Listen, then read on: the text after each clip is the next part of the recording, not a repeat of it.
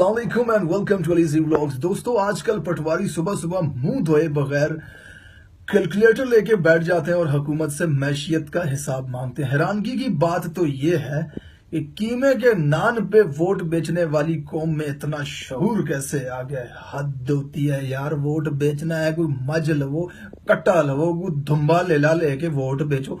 कीमे के नान पे अखंड सस्तवाई मचाई हुई है तुम लोगों ने। आते हैं टॉपिक की तरफ कि हुकूमत से मांगते हैं ये मैशियत का हिसाब।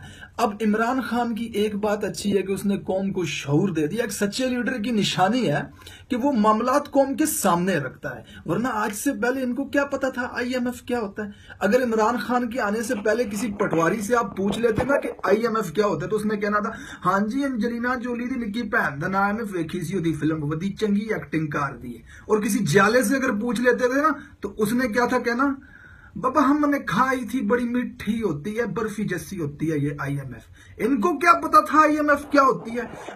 इनको इतना शऊर तो आ गया कि नाम इन्होंने जान लिया और पता चल गया इनको कि ये चीज क्या होती है। और ये मीडिया की चीखें, मुझे हैरानगी होती है।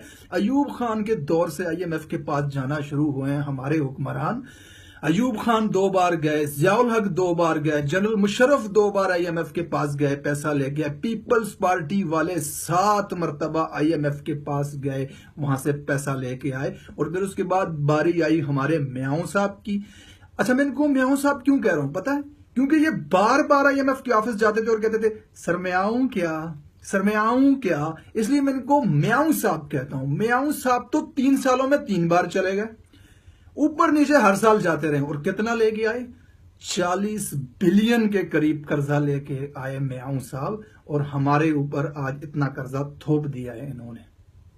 IMF 189 कंट्रीज की ऑर्गेनाइजेशन है, और मकसद क्या होता है एक मुल्क का वहां पे जाने का, कि अपने मुल्क में पैसा लेके आने के बाद बेरोजगारी को खत्म किया जाए, लोगों को रोजगार मुहैया किया जाए, अपनी इंटरनेशनल ट्रेड को इंप्रूव किया जाए, और उसके बाद अपने मुल्क से गुर्बत का खात्मा किया जाए। तो पटवारी और जाले हजरात, आपके लीडर्स 7-7 बार जाते रहे हैं, क्या ये काम उन्होंने किए हैं? क्या मुल्क से गुर्बत को खत्म किया है? क्या आपकी इंटरनेशनल ट्रेड में इजाफा हुआ है? क्या आपके लोगों को नौकरियां मिली हैं? अरे उसके बाद इन्होंने तो हमारे जो मुल्क का सरमाया था, स्टील मिल, PIA और रेलवे, इनकी तो वाट लगा के रख दी इन्होंने। ये चीज होती है कि एक काबिल हुक्मरान जब जाएगा IMF से पैसा लेके आने के बाद, तो उस पैसे का सही इस्तेमाल करेगा।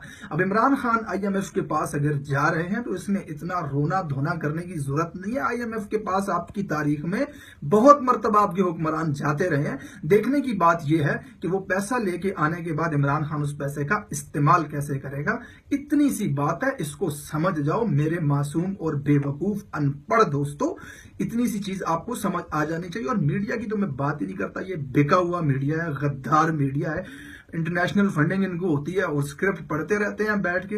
इनको क्या लेना मुल्क से, मुल्क जाए तेल लेने, इनका घर चलता रहे बस। इनके घर तो हैं ही मुल्क से बाहर, सारे नाचने गाने वाले लोग बैठे हुए हैं, कोई खानदानी आदमी थोड़ी वहां पे बैठा हुआ है, चंद एक को छोड़कर।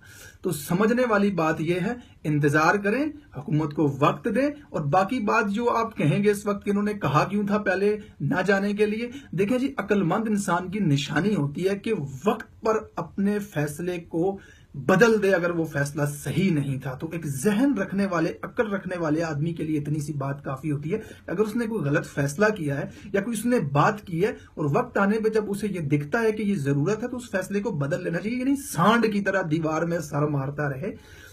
ये पढ़े लिखे, इंटेलेक्चुअल और समझदार आदमी की निशानी होती है कि वक्त पर अपने फैसलों को दुरुस्त कर ले।